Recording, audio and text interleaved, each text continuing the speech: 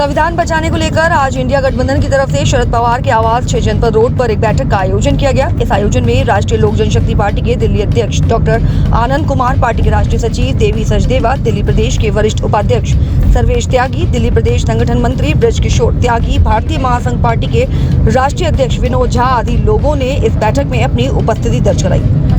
लगभग 2 घंटे तक चली इस बैठक में संविधान कैसे बचाए जाए और आगे क्या किया जाए, इस पर रणनीति बनाई गई। इस बीच मीडिया से बात करते हुए राष्ट्रीय लोक जनशक्ति पार्टी के दिल्ली अध्यक्ष आनंद कुमार ने कहा कि अभी तो ये हमारी एक छोटी सी बैठक है जिसमें संविधान कैसे बचाया जाए इस पर चर्चा की गई है। आगे हमारे इंडिया गठबंधन के बड़े दिग्गज नेता बैठक करेंगे, फिर एक बड़ा नतीजा निकाला जाएगा कि संविधान कैसे बचाना है।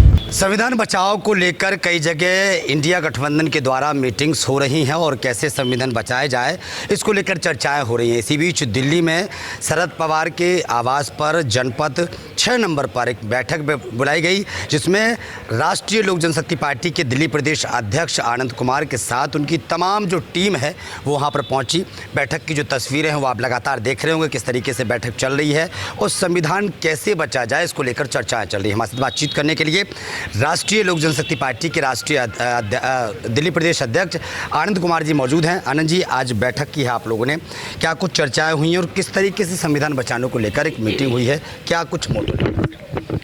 आज 6 नंबर जनपद पर आदरणीय शरद पवार जी के यहाँ पर ये मीटिंग रखी गई और मीटिंग में एजेंडा ये था कि संविधान बचाओ, संविधान कैसे संविधान को बचाया जाए। आपने सुना होगा कैसे कि कहते हैं बेटी पढ़ाओ बेटी बचाओ, किससे बचाओ और किसको पढ़ाओ, अपनों से बचाना और अपनों को ही पढ़ाना है। तो हम लोगों ने जो अब ये पवार साहब के यहाँ पर जो रखा है प्रोग्राम कि हमें संविधान किन से बचाना है, जो सत्ताधारी हैं, जो आज की दुनिया में हमारे जो अपने हिंदुस्तान की जो राजनीति कर रहे हैं वो बड़ी छचोरी राजनीति कर रहे हैं, क्योंकि विकास के नाम पर, रोजगार के नाम पर, क्योंकि इनके पास कोई मुद्दे तो है नहीं। कभी ये माइनॉरिटी को छेड़ देते हैं, कभी B2 छेड़ देते हैं, कभी मतलब कोई ना कोई इनके पर मुद्दा रहता है जो आज, क्योंकि इनका दिमाग भटकाने की तरफ रहता है। जितना भी दिमाग भटकाएंगे उतना ही ये कामयाब होंगे। तो आज का मुद्दा था अपने संविधान बचाओ। तो संविधान हमारे बचाने के लिए क्या है कि आज हिंदुस्तान की पार्टियाँ जो कि इंडिया गठबंधन में हैं, उनकी आवाज़ ये थी कि सारा इंडिया गठबंधन का जितने भी तमाम पार्टियां हैं सारी एक हों और एक होने के बाद में अपने संविधान की बात करें, जहां उसकी चर्चा, जो अनुच्छेद बदला जा सकता है, संविधान नहीं बदला जा सकता। और हम जो आपने देखा कि जो जितने भी अपने चोर टाइप के लोग, हम लोग कह सकते हैं कि जैसे बहुत सारे जिन्होंने बीजेपी ज्वाइन कर ली, उनके सारे मुद्दे ख़त्म, उनके सारे जितने भी क्राइम ख़त्म। जो है जब तक हम एकजुट, चाहे इसमें दलित हो, चाहे माइनॉरिटी हो, चाहे कोई भी अदर कास्ट हो, कोई भी हो, कोई भी मजहब का, कोई भी धर्म का हो, कोई भी आदमी हो, इसको जो है किसी को भी पेंटामेंट राइट नहीं है कि धर्म का इसको संविधान को छेड़छाड़ की जाए। और संविधान को छेड़छाड़ करने के बाद सबसे पहले आपको राज्यसभा से और अपने लोकसभा से, पार्लियामेंट आपको वो करना पड़ेगा।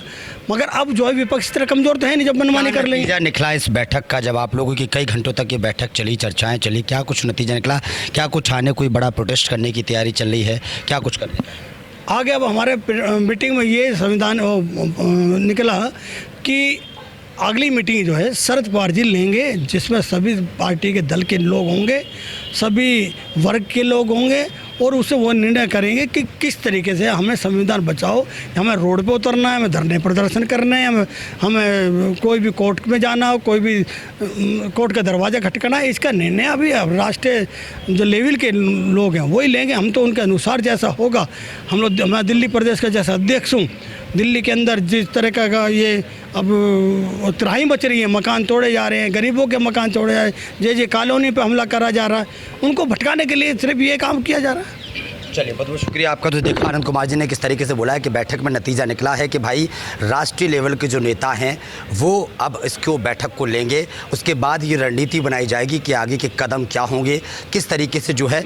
मौजूदा सरकार जो केंद्र में है उनसे किस तरीके से संविधान बचाना है और किस तरीके से इसकी लड़ाई लड़नी है, इसका निर्णय जो है, इसका नतीजा जो है आने वाली बैठक में निकलेगा। फिलहाल बैठक लगातार कई घंटों तक चली, कई मुद्दों पर चर्चाएं हुई और संविधान कैसे बचाया जाए इसको लेकर भी डिस्कशन हुआ है। लेकिन अब नतीजा ये निकला है कि राष्ट्रीय लेवल के जो नेता हैं वो जब मीटिंग करेंगे उसके बाद फैसला होगा कि अब किस तरीके से संविधान बचाने का काम करना है। कैमरामैन बच्चन के साथ ब्रजेश कुमार, दिल्ली।